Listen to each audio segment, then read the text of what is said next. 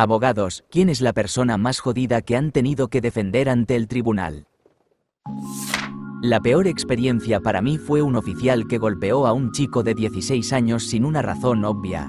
Aparentemente, dos adolescentes se metieron en una discusión en una feria del condado, se intercambiaron insultos pero no se lanzaron golpes. La policía se percató de esa situación y trató de separar a los dos. La situación hubiera terminado y todos habrían estado bien, pero luego los oficiales decidieron llevar a uno de los chicos al centro.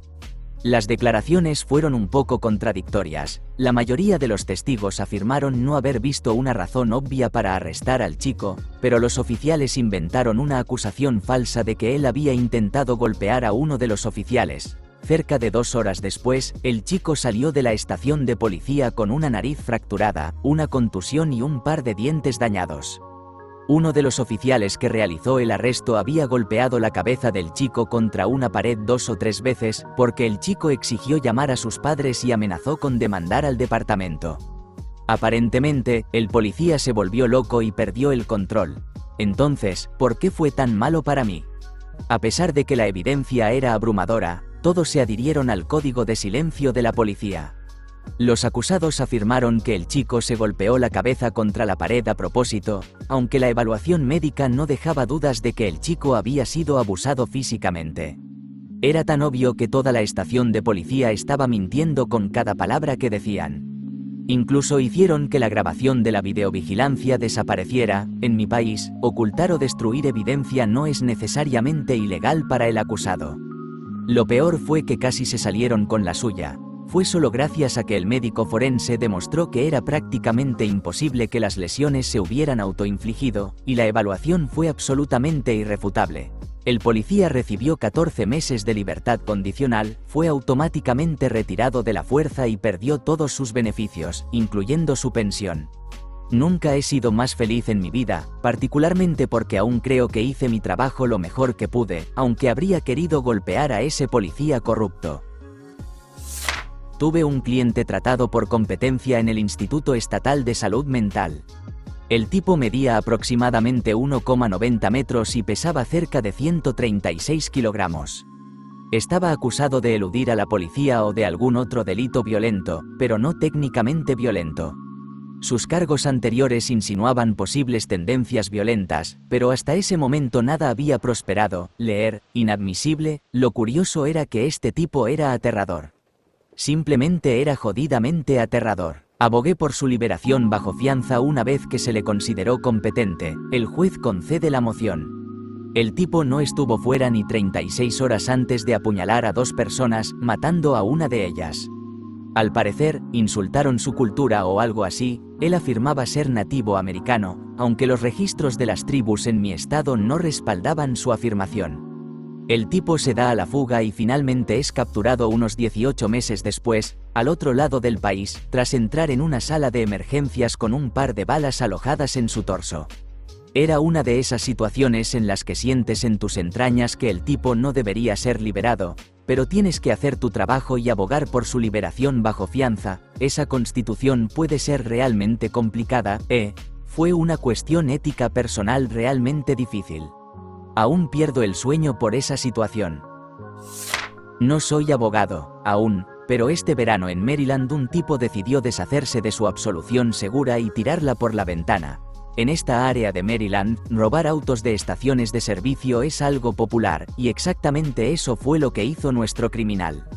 Robó el auto de una mujer mientras ella estaba llenando su tanque. Poco después, cuando la policía estaba hablando con la mujer en la misma estación de servicio, el ladrón pasa manejando el auto robado justo cuando ella lo está describiendo, por lo que ella simplemente señala hacia él y dice, ese es, precisamente, el auto. Los 2 oficiales en el lugar deciden perseguirlo. El problema es que las políticas de su departamento solo permiten persecuciones en circunstancias muy limitadas. Generalmente los crímenes más fuertes son la única forma de poder perseguir a un sospechoso. Robar un auto no es una de las excusas para iniciar una persecución, por lo que los oficiales están violando sus propias reglas autoimpuestas. Nuestro ladrón lleva esta patrulla a una persecución por la autopista, zigzagueando entre los autos hasta que la patrulla hace un giro para evitar otro vehículo, vuelca, lanza al conductor del vehículo y no sobrevive.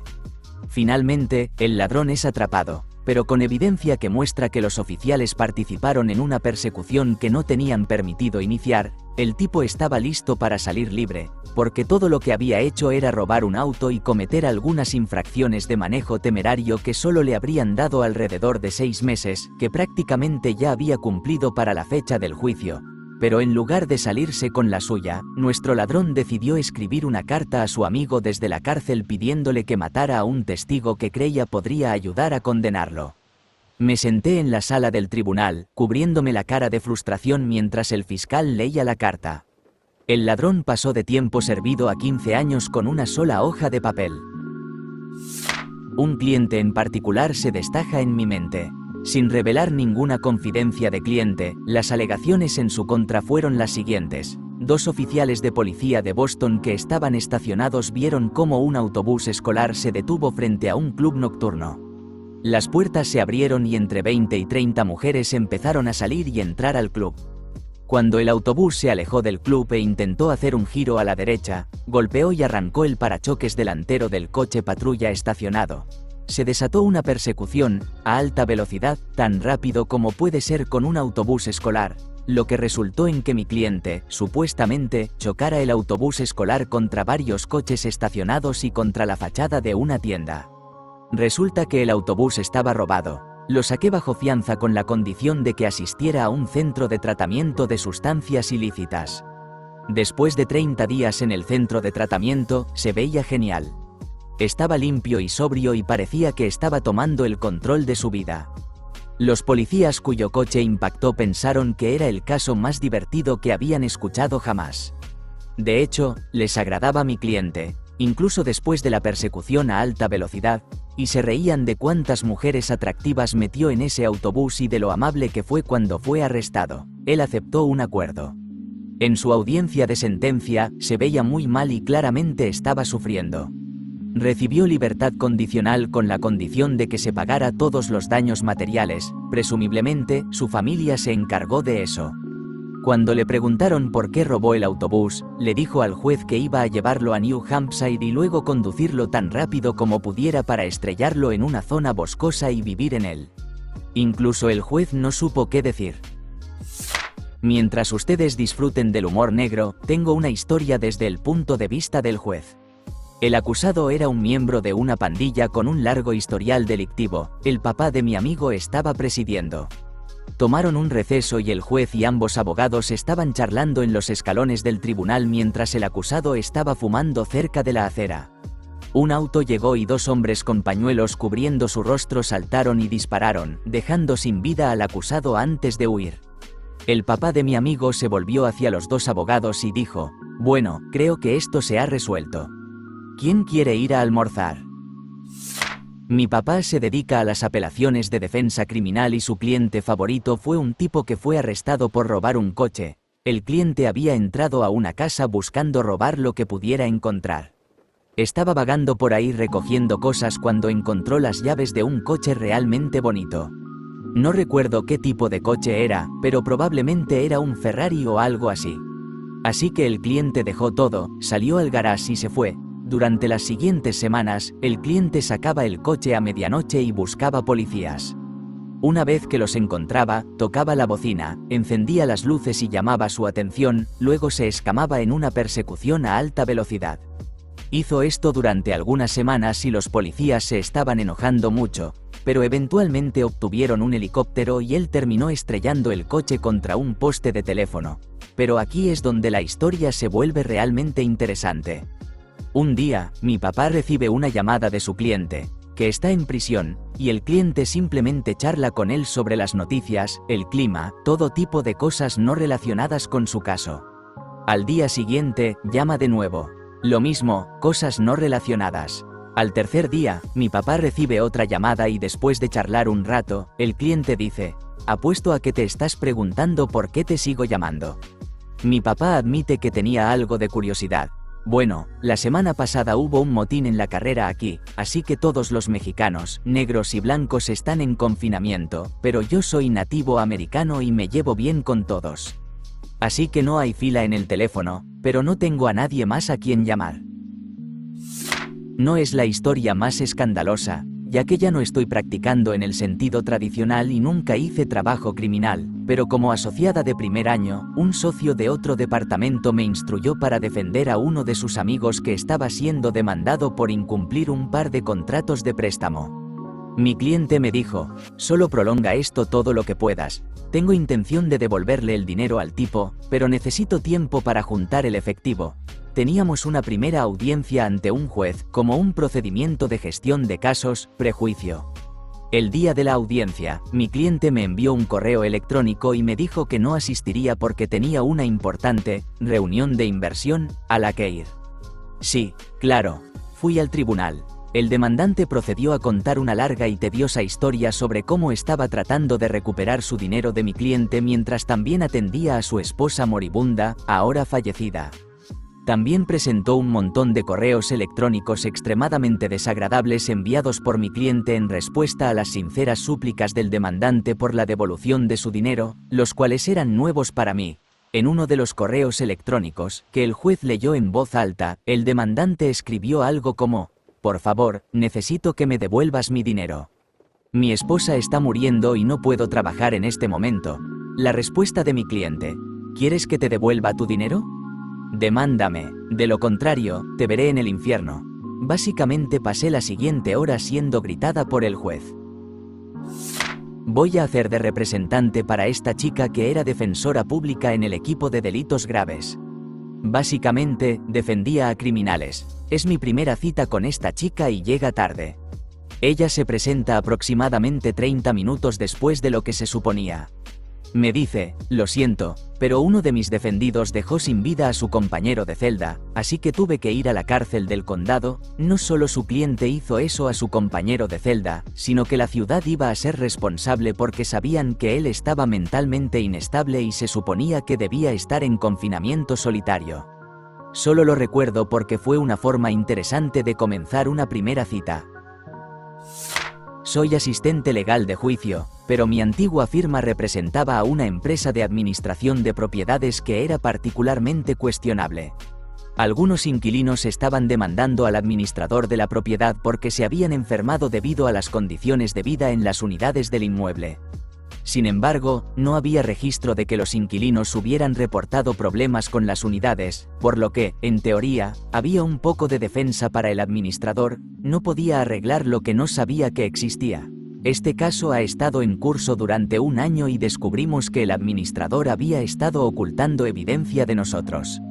Había casi un centenar de quejas de inquilinos, y además había aún más inquilinos que se habían enfermado gravemente debido a las condiciones de vida. Mi firma instó al administrador a llegar a un acuerdo y luego fue despedido después de que se resolviera el caso. Aquí hay uno para todos ustedes, amantes de los animales. Esto sucedió hace aproximadamente 8 años. Mi cliente, un caballero común de unos 50 años, nada fuera de lo ordinario y sin antecedentes, aparentemente odiaba a los gatos de su vecino. Vivía en un apartamento en un garaje con una terraza de madera que daba a un patio compartido con sus vecinos. Al parecer, los vecinos eran acumuladores de gatos, que acogían a todos los gatos ferales de la zona y ni siquiera se molestaban en esterilizarlos, así que había un flujo constante de nuevos gatitos de todas formas, colores y tamaños patrullando y marcando el área. Desafortunadamente para mi cliente, uno de los lugares favoritos de los pequeños felinos para marcar era su puerta principal. Un día, él estaba atendiendo las plantas en su terraza cuando ve un gato más pequeño, no totalmente crecido pero tampoco un gatito, acercándose a su garaje para presumiblemente hacer sus necesidades debajo de su terraza, donde los gatos locales habían establecido su propia caja de arena. En ese momento decide que intentará asustar al pequeño gatito y deja caer una de sus macetas de terracota desde su porche mientras se acercaba. Digamos que no falló al gato. Y el hijo adulto discapacitado mental de los vecinos casualmente fue testigo de la desaparición del gato. Surgieron cargos por crueldad animal. Le consigo un acuerdo de desvío previo al juicio en el que se retiran los cargos si no se mete en más problemas durante 12 meses. Esperamos los 12 meses y logramos que se desestimaran y eliminaran los cargos de su registro. He hecho un poco de trabajo en protección infantil tanto en nombre de la asistencia legal como del Departamento de Bienestar Infantil. Lo peor con lo que he tenido que lidiar personalmente es un hombre que nunca había visto a su hija de 18 meses porque estaba en la cárcel a la espera de juicio por crimen en segundo grado. Él estaba completamente indiferente al bienestar de su hija. No conocía ni le importaba conocer su nombre, quiénes eran sus cuidadores o dónde vivía. Hasta que conocí a este hombre y hablé con él, no hubiera podido comprender cuán brutalmente desinteresado puede ser un padre hacia su hijo o hija. Fue absolutamente impactante darme cuenta de que había una niña en este mundo que probablemente nunca disfrutaría del amor y apoyo incondicional de su padre.